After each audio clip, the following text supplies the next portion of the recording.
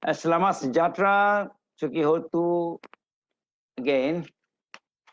We have heard from Professor Dato Azizan the Muslim perspective on our topic of knowing and caring of nature, which is the topic number one for the overall dialogue with the theme application of religion and science to ecology and sustainability, perspective from Islam and Buddhism. We have with us tonight Venerable Professor Dr. K.L. Dhammajoti, who will share with us his views from the Buddhist perspective of knowing and caring of nature. Venerable Professor Dr. K.L. Dhammajoti is a Malaysian monk who is a renowned Buddhist scholar, especially on the Northern Abhidhamma doctrine. He taught at the University of Kelaniya, Sri Lanka for 22 years and subsequently joined the University of Hong Kong as a professor in early 2004, retiring in 2015. Presently, he is the chair professor at the School of Philosophy, Renmin University, China, and director of the Buddha Dhamma Center of Hong Kong. Venerable has published several books, including Savastivada Abhidhamma, Abhidhamma Doctrine and Controversy on Perception, Reading Pali Buddhist Texts, Reading Buddhist Sanskrit Texts, and numerous research papers on Buddhist studies. He was also the founding editor of the Journal of Buddhist Studies of the Center for Buddhist Studies, Sri Lanka. Venerable Dhammajoti has received several awards, fellowship, professorships, and honors from universities around the world, including Tripitaka Visharada in 1996 by the Amarapura Sri Saddhamma Wangsa chapter in Sri Lanka, Professor of Buddhist Studies by University of Kelaniya, Glorious Sun Endowed Professorship by the University of Hong Kong, Chair Professorship by Renmin University of China, Rector Emeritus by the International Buddhist College, Thailand. The Venerable's life mission is to promote the integration of Buddhist studies and praxis and the discernment of Buddha and his Dhamma beyond sectarianism. So Venerable Professor is here. Venerable Professor, can you also briefly tell us the outline of your views on knowing and caring of nature from the Buddhist perspective? Over to you, Venerable. Thank you, Mr. Tan, for your introduction, and good day to everybody. The theme or the sub-theme for which I've been invited to talk on is knowing and caring of nature. I'm pleased to accept this invitation, although in fact it was not my choice, but I think it was a good decision.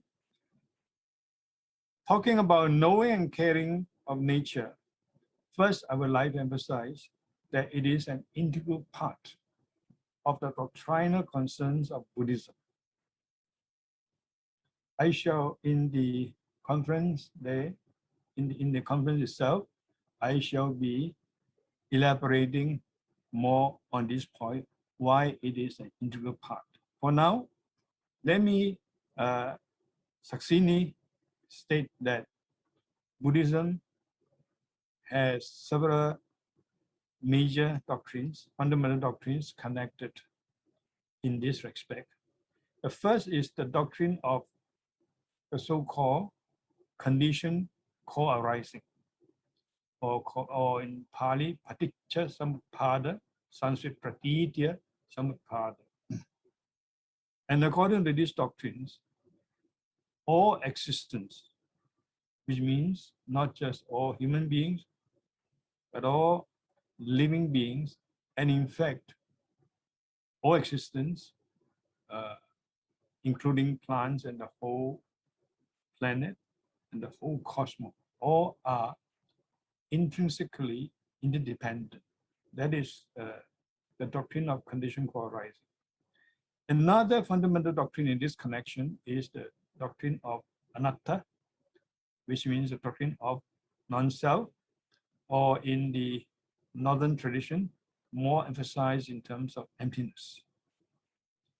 That is to say that there isn't a separate, metaphysically, totally independent existence at all called a self. In fact, we all connect. You can't have a single self. In fact, you can't have even a single event without the assemblage of the necessary conditions. So that's a central doctrine that characterizes the Buddhist doctrines. Then I shall also discuss a doctrine that is particularly emphasized in the northern tradition. It is not mentioned in the Pali tradition, but it is also implied, definitely. And that is the doctrine of collective karma. And in brief, the totality of our human experiences, our feelings, our emotions, etc., our perceptions, our happiness, our so-called suffering, they are all the result of karma. But let me not be misunderstood, and this is not to imply a doctrine of fatalism. Let me emphasize that too. But fundamentally, our experiences are a result of our own karma, as well as what is called collective karma. So this has direct reference to the question of caring and loving of nature, because nature is just part of our extension. Or I think more correctly, it's just an integral part of our own existence. Whether you look at it from the point of view of conditioned co-arising, as I have mentioned, or the doctrine of non-selfness, emptiness, or now the doctrine of collective karma. We create not only ourselves, but also the whole environment. So we are fully responsible, and we have no choice but to love, but to understand, but to know nature also. And another point I'm going to emphasize in the conference is that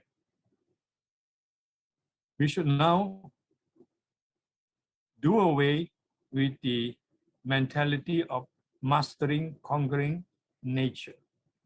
That unfortunately is one of the more negative consequences of the so-called technological advance. And humans have been trying to exploit nature to the extent that today we are suffering from various consequences. For example, right now, we have the viral infection that has killed millions of people, and also serious consequences that in fact are our own suffering. That is, in respect of climate changes.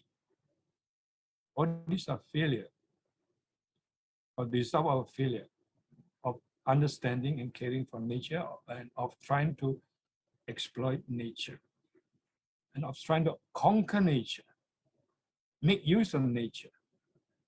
So today, I think it's very important to highlight the fact that we should learn to be aware that we are not separable from our nature.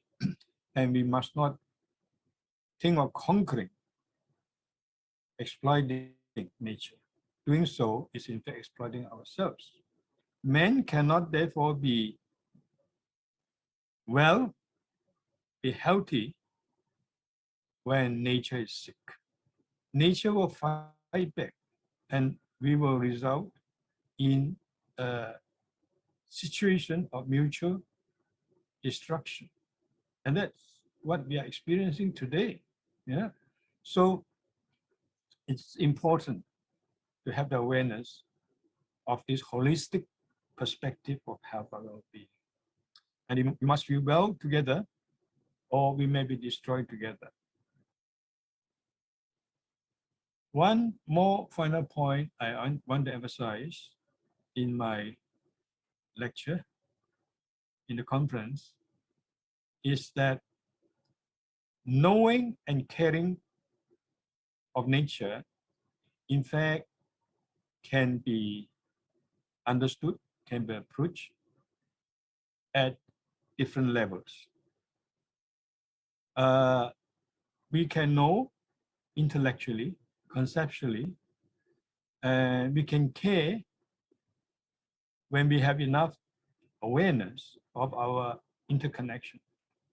But the true knowing and true caring at the highest possible level, according to Buddhism, is indeed that of being and experiencing oneness with nature. Then that is true knowing.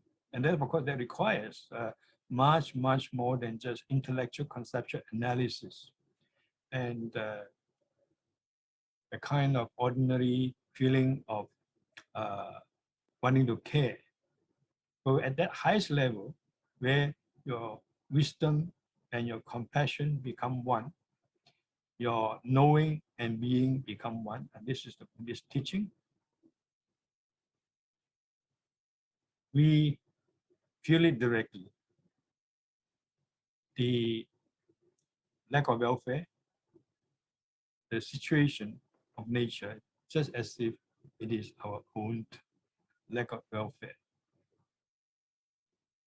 So in this way, we should learn, of course, we have to start from where we are. We can't talk in a lofty way alone. And where we are is conceptual, intellectual, logical, rational. We cannot escape this. We should not deny these facts. But we must progress. According to Buddhism, if you truly want to know and care for nature, you must progress to what I've just said, that highest level of possible of a human being. That is raising human potentiality to the highest point. And that is called Buddhahood in Buddhism, or enlightenment. Yeah. And coming to that point, like in the case of, for instance, the Buddha, the Arhats, and the Bodhisattvas, then we just simply we cannot help wanting to care and love nature.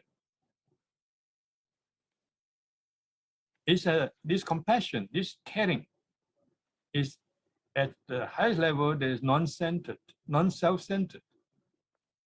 And it is an outpour of the wisdom of no selfness, wisdom of emptiness, wisdom of interconnectedness.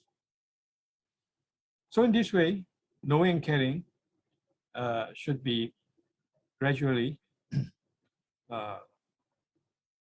elevated to higher and higher levels. So this leads to one point. That is that the true knowing and caring, if what I say can be accepted, I think it can be understood that must be ultimately an issue, a concern of religion in the proper sense. We cannot solve these problems at our levels.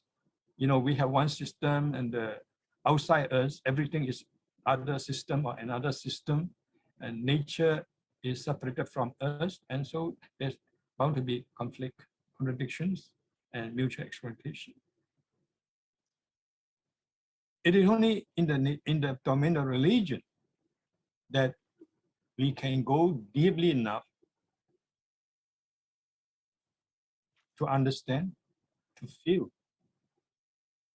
not intellectually. You know one thing, you can have all these philosophies or all these talks about methods of or rational reasons for caring for nature and so on. Yeah. But if we remain at just the levels of just intellectual, logical, rational analysis and understanding, we can never truly know and truly care for nature. So we must necessarily enter into the domain of religion. That's the relevance of this conference. We have to get into that domain of religion, or we have to go up to the level of religion, because religion deals with the most fundamental aspect of human existence and of human being. It is a part that transforms your whole consciousness, the whole way of knowing and caring and love and compassion. It's a part that unfolds you, and only that part can unfold you to the level of the highest. You can't do it just by going to the university and writing a PhD thesis and writing scholarly books on all these things. But of course, they are important. As I said, there are different levels. I'm not denying the importance, the relative importance of intellectual discussion and so on. But ultimately, it's a question of religion. The solution has been sought in religion. That is, of course, you bring to another point what religion is, and I'm not going to elaborate in detail right now. But briefly, when I say religion, I mean it in a very broad sense, and I might like to quote Professor Eric Fromm, a very thoughtful, very great thinker. Of course, he's no more with us, but he was very influential in the 60s, in the 50s, and so on, well, even before that. And the way he understands religion in a very broad sense, which can include humanistic and non-humanistic, theistic and non-theistic. It can even include science and philosophy and so on. So when I say that we have to go to the level of the domain religion, religion must also be understood in this broad sense. So these are the main points I have to share with you in detail at the conference, and I certainly welcome all of you to join in the conference. Thank you very much. Thank you very much, Venerable. That was also very interesting and very profound, highly intellectual. I'm sure we were looking forward to listen to Venerable in January. I like that part when Venerable said that, when nature is well, human is well. And also where Venerable says that loving nature it's integral part of Buddhism. Integral part of Buddhism, that's what Venerable said. Because the Buddhists are trained to be caring and very compassionate. And compassion is not only to the living beings, to the surrounding, that's what Venerable said. So when Venerable elaborates further, I'm sure it'll be very much more interesting. So we saw a different approach, different approaches to the common goals. We heard from Professor Dato' Azizan, and now is Professor Dr. Dhammajoti. We know that the approach is different, but with a common goal. That man and nature is inseparable. Man has been abusing nature all the time. That is why we are facing a lot of predicaments today. And with that, I think I will call upon all of you. I think I found it very, very, very interesting.